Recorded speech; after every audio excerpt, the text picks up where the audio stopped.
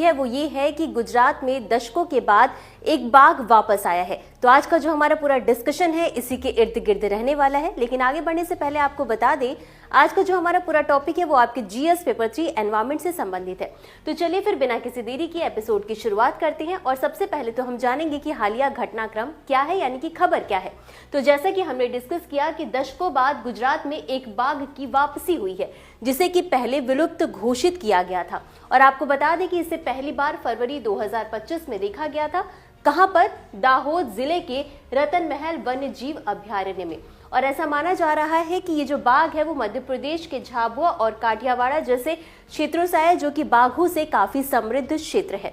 और इसी के साथ गुजरात अब एशियाई शेर, तेंदुआ और बाघ सहित 3 बड़ी बिल्लियों का घर बन गया है। तो अब इसी के साथ हम आगे बढ़ते और समझ लेते हैं एक बार बाघ के बारे में। तो सबसे पहले तो हम जानेंगे बाघ के वैज्ञानिक नाम के बारे में। तो इसका वैज्ञानिक नाम है पैंथेरा टाइग्रिस। और आपको बता दें कि भारत में बाघों की लगभग 75% आबादी निवास करती है। अब हम ये देख लेते हैं कि ये बाघ कहाँ कहाँ पाए जाते हैं। ये बांग्लादेश, भूटान, चीन, भारत, इंडोनेशिया और अन्य देशों में पाए जाते हैं। अब इनके आवास की भी बात कर लेते हैं। तो बाघ मुख्य रूप से वनों में, सवाना, झाड़ीदार भूमि, घास के मैदान और आर्द्र भूमि आदि में पाए जाते हैं।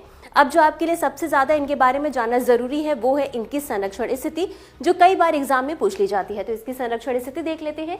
तो इसे IUCN के रेड लिस्ट में एंडेंजर्ड की सूची में रखा गया है। साथ ही साथ इसे वन्यजीव संरक्षण अधिनियम 1972 की अनुसूची 1 में सूचीबद्ध है ये, और ये साइट्स की परिशिष्ट 1 में भी इसे सूचीबद्ध किया गया है। तो अब इतना समझने के बाद हम आगे बढ़ते हैं और समझ लेते हैं कि ये बाघ जिस अभयारण्य में पाया गया है, यानी कि रतन महल वन्यजीव अभयारण्य में, इसके बारे में हम समझ लेते हैं। ये जो रतन महल वन्यजीव अभयारण्य है ये गुजरात राज्य में स्थित है। और इसी के साथ ये गुजरात और मध्य प्रदेश की सीमा पर स्थित है। और आपको बता दें कि मार्च 1982 में इसे वन्यजीव अभयारण्य घोषित किया गया था। और ये जो अभयारण्य है इसे रतन महल सुस्त भालू अभयारण्य के नाम से भी जाना जाता है। क्यों? क्योंकि यहाँ पर सुस्त भालुओं की सबसे अधिक आबादी पाई जाती है। यही कारण है इसका एक और अन्य नाम जो है वो रतन महल सुस्त भालू अभयारण्य है। अब बात कर लेते हैं नदियों की। तो ये जो अभयारण्य है ये इसमें जो है प्रमुख नदी पडम नदी का जलग्रहण क्षेत्र ये अभयारण्य में बनता है।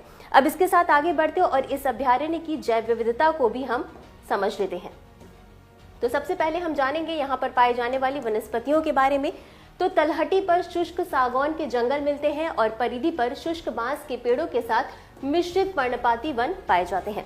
और इसी के साथ पहाड़ियों के जो पठार होते हैं उन पर सदात और टिमरू वन के शुद्ध टुकड़ों के साथ यहाँ पर महुडो वृक्षों की एक उच्च आबादी पाई जाती है। और इसी के साथ यहाँ पर जो मुख्य वनस्पति हैं उनमें शामिल है सागौन, दुधलो, सादाड़, टिमरू, आंवला, बांस, धावड़ो, काकड़ियों, महुड़ा, तनाच, चारोली, बेर, जामुन, खाखरो और अन्य।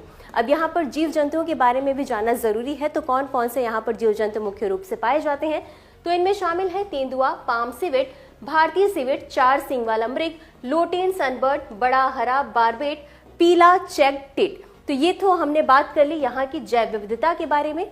अब आगे बढ़ते हैं और समझ लेते हैं एक बार वर्तमान में बाघों की आबादी क्या है, यानी कि वर्तमान में बाघों की स्थिति क्या है। सबसे पहले हम बात करेंगे वैश्विक योगदान की। तो भारत अब दुनिया के 70% से अधिक जंगली बाघों का घर है। वहीं अगर अखिल भारतीय बाघ अनुमान 2022 की बात करें तो इसके आंकड़ों के अनुसार न्यूनतम 3167 बाघ है, वहीं अधिकतम 3925 बाघ है और औसत संख्या इनकी 3682 बाघ अनुमानित की गई है।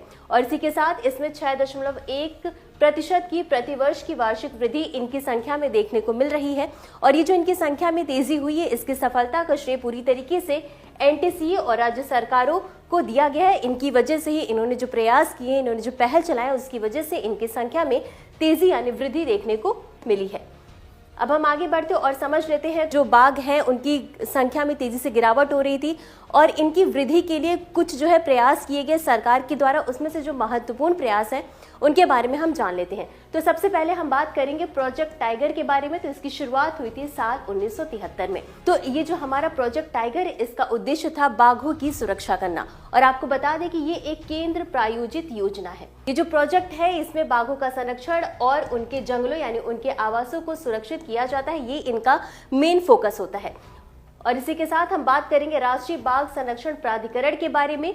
तो इसे वन्य जीव संरक्षण अधिनियम 1972 की धारा 38L1 के तहत गठित किया गया था। और आपको बता दें कि ये बाघ अभयारण्य जितने भी हैं उनका ये प्रबंधन करता है, उनमें कौन कौन से क्रियान्वयन होते हैं उनकी ये देखरेख करता है। और इसी के साथ ये जो प्राधिकरण है ये मानव वन्यजीव संघर्ष को लेकर के जो भी चीजें आती हैं उनका भी प्रबंधन करता है, उनकी देखरेख करता है। और इसके साथ ही साथ ये भी निर्धारित करता है कि बाघों की आबादी जो है उनमें तेजी लाने के लिए कौन से तकनीक प्रयोग किए जा सकते हैं, कौन से उपाय किए जा सकते हैं।